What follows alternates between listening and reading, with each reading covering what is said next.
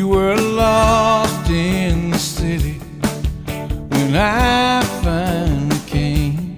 You were standing. Hola aventureros, hoy es mi último día aquí en Chihuahua, ya mañana me regreso a mi casa y como les había platicado en otro video, estoy haciendo como mis primeros videos donde aparezco yo y pues estoy ahí practicando un poquito a cómo dar, por ejemplo, las guías de actividades de los viajes, en algunos lugares y demás, y pues decidí que era la oportunidad perfecta para venir al centro y mostrarles cuáles eran mis lugares favoritos, ¿no? De lo que conocí aquí en el centro y aprovechando también pues de practicar un poco más con mi dron.